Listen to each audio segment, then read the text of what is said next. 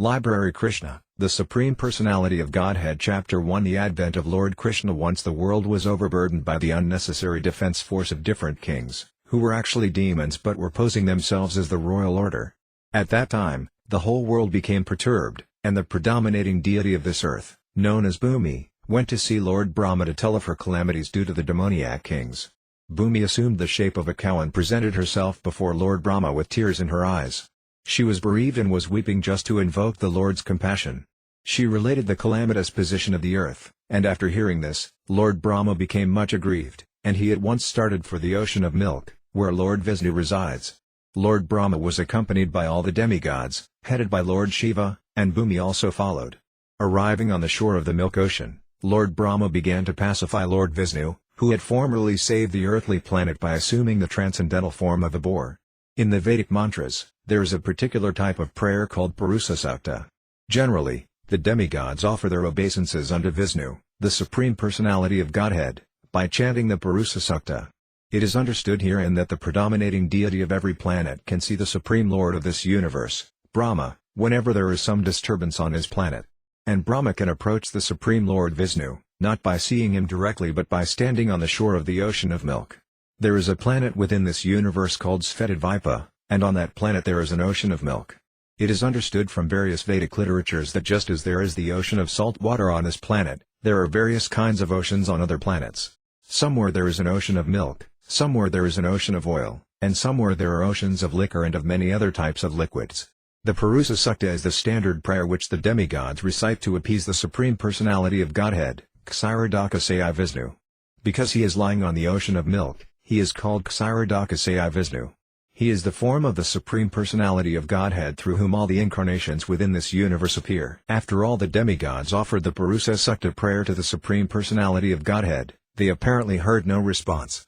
Then Lord Brahma personally sat in meditation, and there was a message transmission from Lord Vishnu to Brahma. Brahma then broadcast the message to the demigods. That is the system of receiving Vedic knowledge. The Vedic knowledge is received first by Brahma from the Supreme Personality of Godhead, through the medium of the heart. As stated in the beginning of Śrīmad-Bhāgavatam, Tene Brahma Hrdyayadikave, the transcendental knowledge of the Vedas was transmitted to Lord Brahma through the heart. Here also, in the same way, only Brahma could understand the message transmitted by Lord Vishnu, and he broadcast it to the demigods for their immediate action. The message was this: the Supreme Personality of Godhead would appear on the earth very soon along with his supreme powerful potencies, and as long as he remained on the earth planet to execute his mission of annihilating the demons and establishing the devotees, the demigods should also remain there to assist him.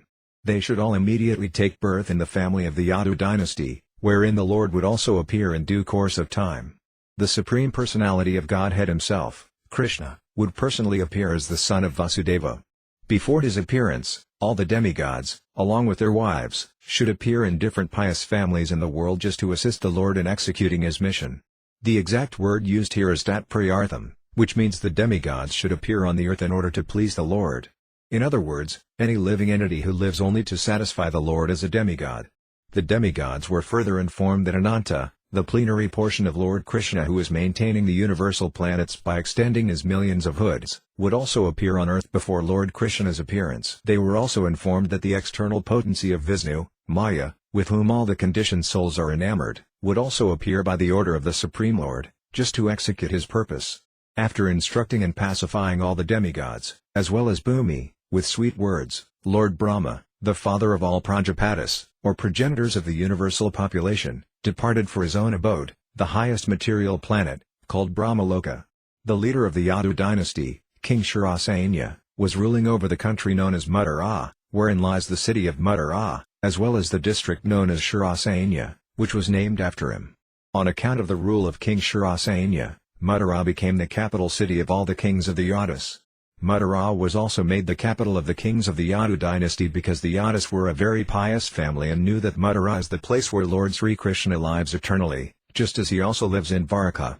Once upon a time, Vyāsadeva, the son of Śrīrāsanya, just after marrying Devaki, was going home on his chariot with his newly wedded wife.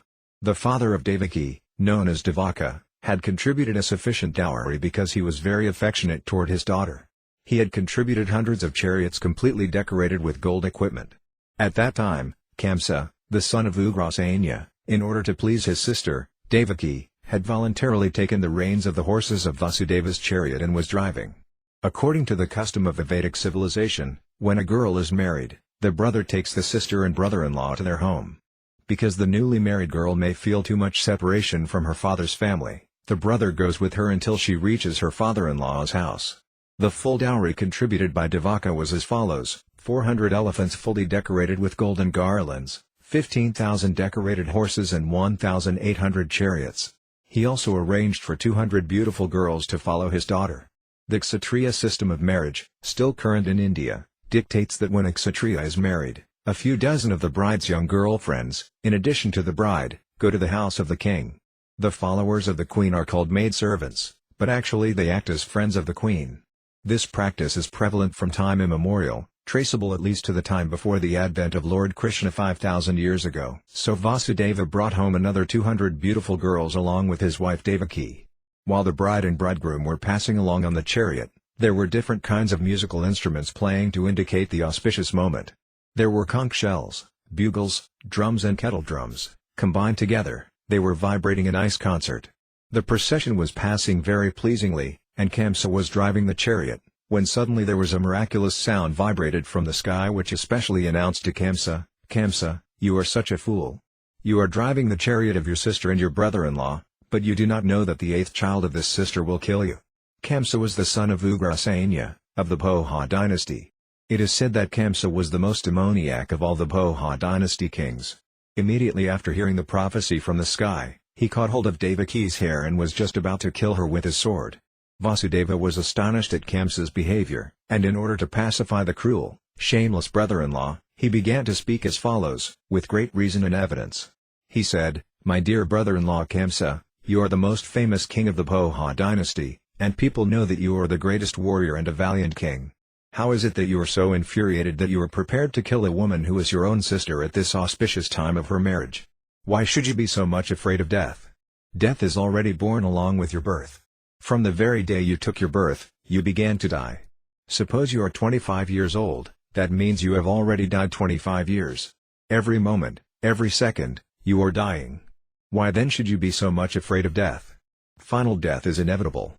You may die either today or in 100 years, you cannot avoid death. Why should you be so much afraid? Actually, death means annihilation of the present body. As soon as the present body stops functioning and mixes with the 5 elements of material nature, the living entity within the body accepts another body, according to his present actions and reactions. It is just like when a man walks on the street, he puts forward his foot, and when he is confident that his foot is situated on sound ground, he lifts the other foot. In this way, one after another, the bodies change and the soul transmigrates. See how the plant worms change from one twig to another so carefully. Similarly, the living entity changes his body as soon as the higher authorities decide on his next body. As long as a living entity is conditioned within this material world, he must take material bodies one after another. His next particular body is offered by the laws of nature, according to the actions and reactions of this life. This body is exactly like one of the bodies which we always see in dreams. During our dream of sleep, we create so many bodies according to mental creation. We have seen gold, and we have also seen a mountain, so in a dream we can see a golden mountain by combining the two ideas. Sometimes in dreams we see that we have a body which is flying in the sky, and at that time we completely forget our present body.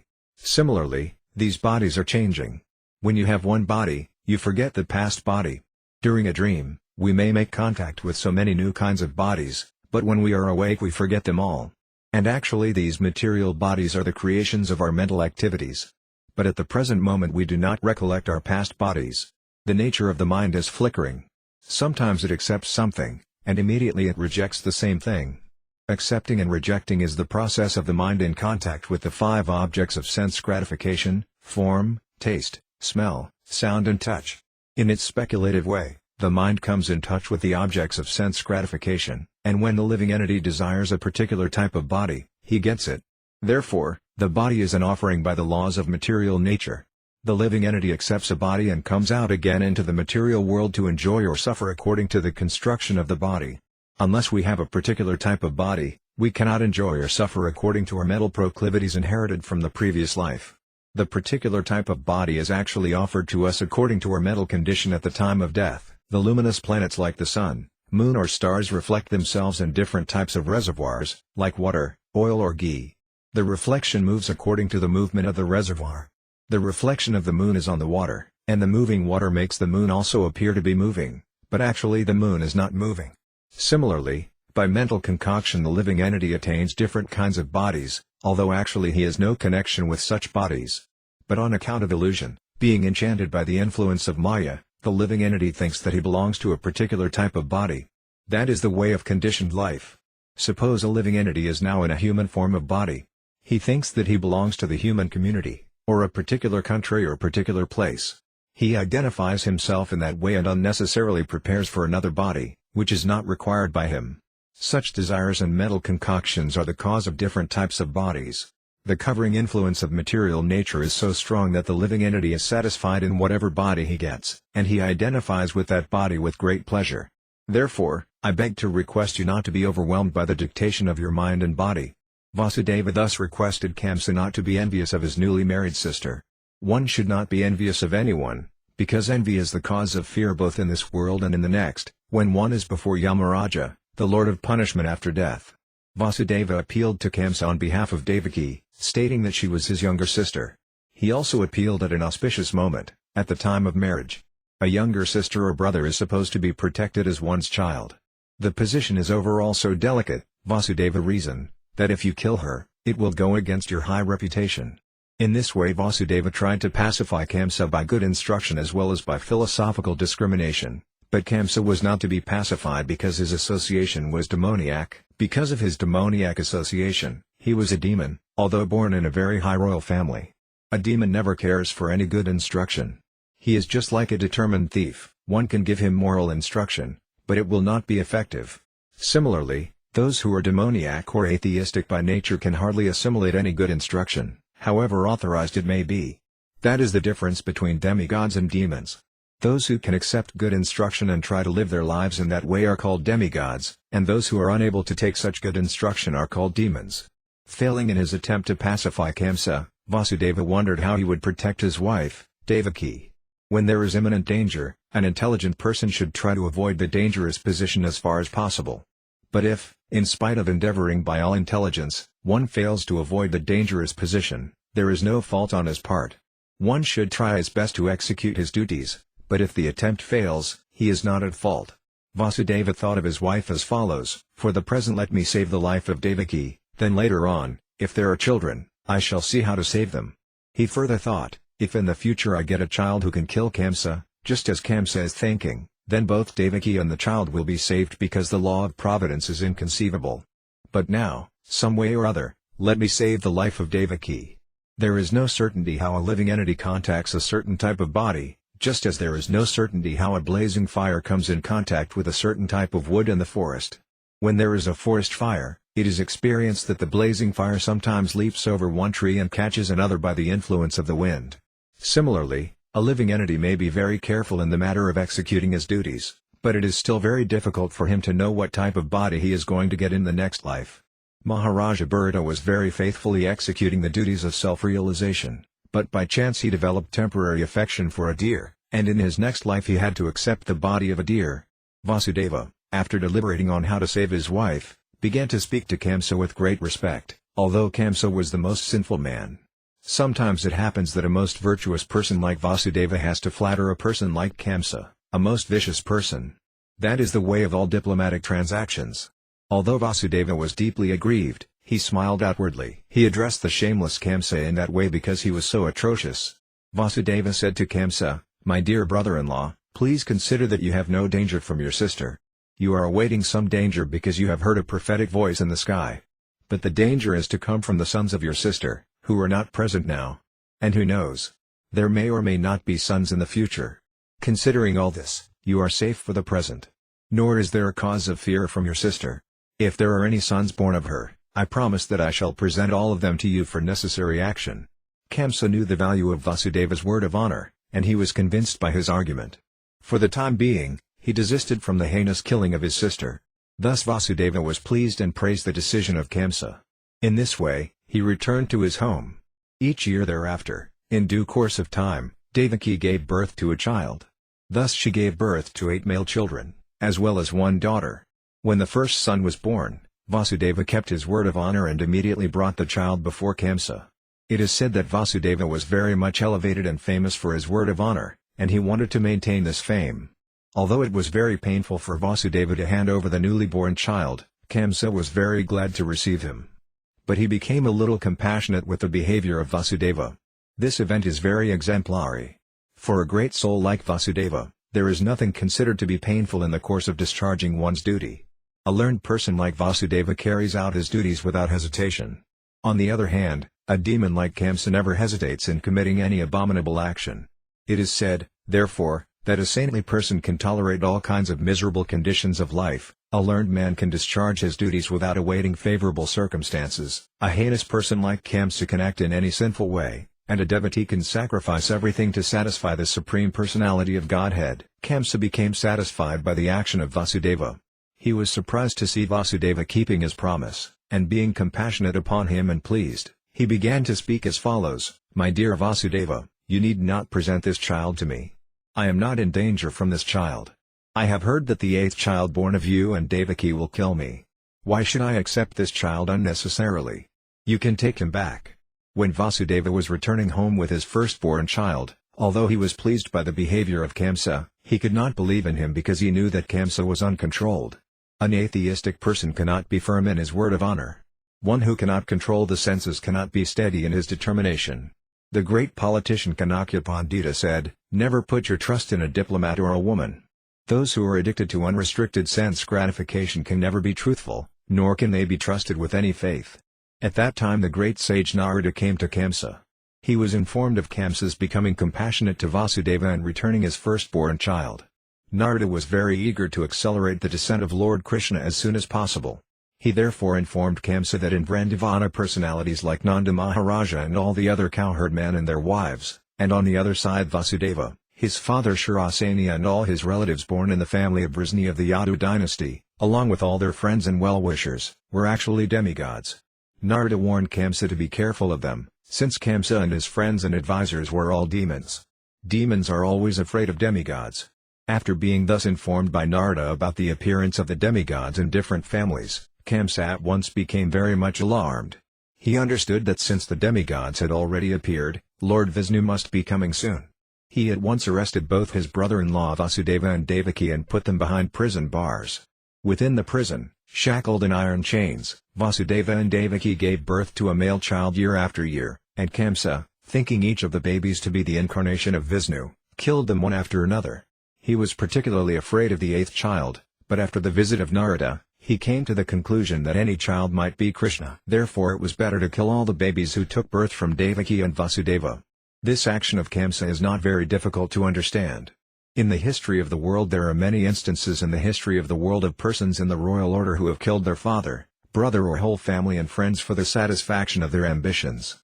There is nothing astonishing about this, for members of the demoniac, greedy royal order can kill anyone for their nefarious ambitions. Kṛṣṇa was made aware of his previous birth by the grace of Narada. He learned that in his previous birth he had been a demon of the name Kalanemi and that he had been killed by Vishnu.